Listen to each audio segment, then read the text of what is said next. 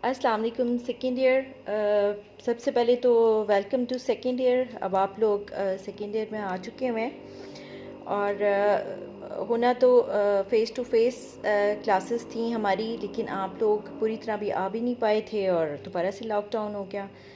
तो अब टाइम हमारे पास शॉर्ट है, तो बेहतर यही है कि हम टाइम वेस्ट करने के बजाय ऑनलाइन क्लासेस शुरू कर दें और आप लोग जो हैं वो चीज़ों के बारे में नो हाउ लेना शुरू कर दें। अच्छा, जो लास्ट टाइम हमने फ़र्स्ट ईयर में पढ़ा था, हमने पत्थर के ज़माने से लेके और सिविलाइजेशंस के स्टार्ट होने तक हमने आर्ट को देखा था। तो उसमें जो है हमने तीन सिविलाइजेशंस के बारे में पढ़ा, जो कि एक्चुअली हर सिविलाइजेशन किसी न किसी दरिया के किनारे स्टार्ट हुई और उसी के नाम से मशहूर हुई। जैसे वेस्ट एशियाटिक सिविलाइजेशंस हो गई, जो कि दरियाए दजला और फरहाद के किनारे की थीं, और उसमें हमने 4 सिविलाइजेशंस के बारे में वन बाय वन पढ़ा था, जिसमें इराक़ था, ईरान, शाम और बाबुल की सिविलाइजेशन को पढ़ा था। उसके बाद हमने फिर मिस्र की सिविलाइजेशन देखी और आखिर में हमने वादी सिंध यानी इंडस वैली सिविलाइजेशन, जो कि हमारी अपनी तहज़ीब है और जिसको हम एक्सपीरियंस भी करते हैं, देखते भी हैं और बड़े करीब से हम उसको जानते हैं, हमने उसके बारे में पढ़ा था। अब हम जो आगे पढ़ेंगे चैप्टर्स सेकेंड ईयर के लिए, उसमें जो चैप्टर्स हैं वो एक्चुअली उन आर्ट्स के ऊपर हैं जो कि मज़हब के थ्रू फैली, मतलब उनको मजहबी तौर पर एक चीज़, एक माशरे ने एक ख़ास मज़हब अपनाया और उसके बाद जो था उस मज़हब को लेके वो आगे बढ़े और जो उनके आर्ट के ऊपर सबसे ज़्यादा जो है फैक्ट उसने किया। तो हमने ऐसी सिविलाइजेशंस को पढ़ना है। तो जो सबसे पहली सिविलाइजेशन जो कि मज़हब से रिलेटेड ही है, वो बुद्ध मज़हब का फ़न है। बुद्ध के बारे में थोड़ा सा आपको इंट्रोडक्शन दूंगी। आज हम इसका इंट्रोडक्शन पढ़ेंगे। ये बुद्ध मज़हब या बुद्धिस्ट जो आर्ट है वो क्या है। तो इसके तारुफ में सबसे पहले हम बुद्धा का नाम जानेंगे। बुद्धा का असली नाम सिद्धार्था था और वो एक पैदाइशी शहजादे थे जो कि रियासत कपिलवस्तु में पैदा हुए। और उनके जो माँ बाप थे राजा और रानी, उनके यहाँ उनको जब बड़ी ख्वाहिश थी कि उनके यहाँ कोई औलाद हो, तो इसी दौरान जो है रानी ने अपने ख्वाब में देखा कि एक सफ़ेद हाथी जो है वो नूर से बना हुआ है और उसकी सूंड के अंदर जो है वो एक कमल का फूल है और वो रानी के पेट में दाखिल हो रहा है। तो सुबह उठ के जब रानी ने राजा को ये इसके बारे में, इस ख्वाब के बारे में बताया, तो ज्योतिषियों को बुलाया गया और उनसे पूछा गया कि इसकी क्या ताबीर है। तो ताबीर में ये बताया गया कि एक उनके यहाँ शहज़ादे की वलादत होगी और वो शहज़ादा जो है रूहानियत का पैकर होगा। और इस सारे ख्वाब से ये चीज़ सामने आई कि जो आने वाला राजा होगा या शहज़ादा होगा वो दुनिया से दूर रहेगा और रूहानियत की तरफ उसका इंटरेस्ट ज़्यादा होगा। खैर, जब बच्चे की पैदाइश का वक्त आया तो रस्म व रिवाज के मुताबिक रानी जो थी उसको अपने माँ बाप के घर जाना था। तो वो एक अपने ग्रुप के साथ या जो सिपाही थे और कुछ ख़वातीन थीं, एक ग्रुप था लोगों का, उनके साथ जब वो अपने मेके जा रही थी तो रास्ते में ही कुछ लोग कहते हैं कि अभी 6 मंथ था या कोई, कुछ लोग कहते हैं कि इससे भी कम टाइम था, लेकिन बहरहाल जो भी था, तो रास्ते में ही एक पीपल के दरख्त के नीचे अचानक रानी ने जो है वो बच्चे की पैदाइश हो गई और फिर उसके बाद जो है वो शहज़ादे को लेकर वापस अपने महल आ गई और फिर जश्न होने लगे और बहुत ज़्यादा जो है खुशियाँ मनाई जाने लगीं।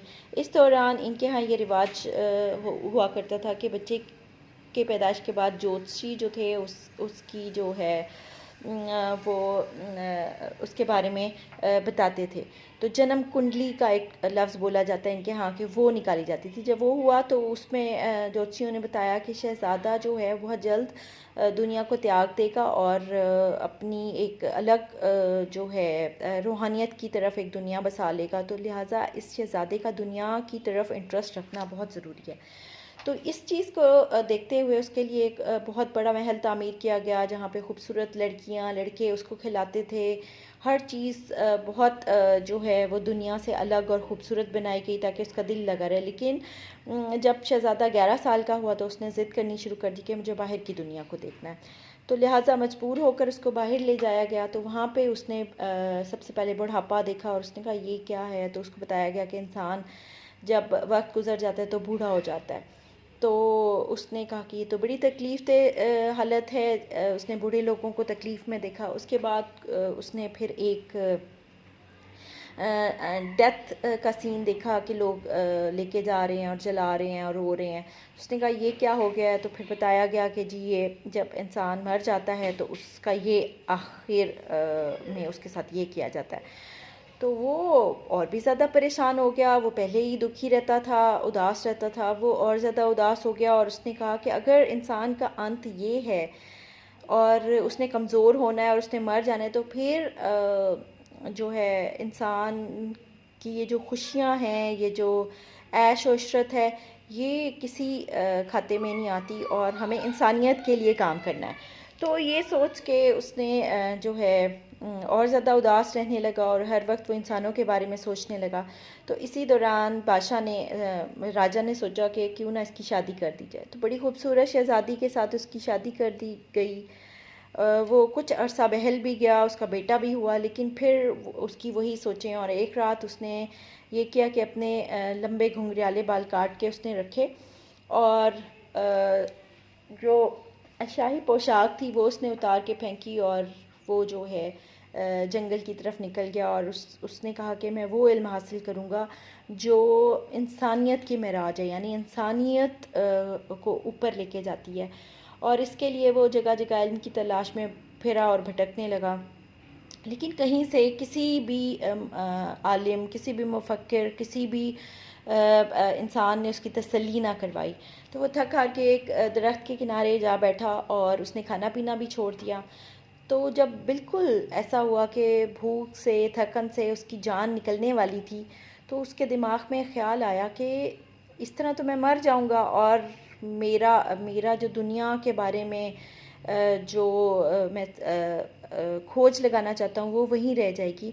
तो लिहाजा जिस्म और रूह का रिश्ता ज़रूर बरकरार रहना चाहिए, तभी मैं जो हूँ कर पाऊँगा उसकी उस रोशनी की तलाश। तो फ़ौरन ही उसने आंखें खोली तो उसने देखा जंगल में एक औरत खाना लेके जा रही थी। तो उसने उससे मांग के खाना खाया और जैसे ही उसके जिस्म के अंदर उसको ताकत मिली और उसका दिमाग सोचने के काबिल हुआ, तो कहते हैं कि उसी वक्त उसको वो नरमान, वो रोशनी मिल गई जिसकी वो तलाश में था। और उसने ये अंदाज़ा लगाया या उस मतलब उसको समझ आ गई ज़िंदगी के बारे में कि ज़िंदगी बज़ाहिर कुछ भी नहीं है, लेकिन अगर हम नेकी करते हैं, इंसानियत की खिदमत करते हैं, दुखी लोगों के काम आते हैं और भलाई का जो है प्रचार करते हैं, तो हम रोशनी पा जाते हैं और नहीं तो हम अंधेरों में ही भटक जाते हैं।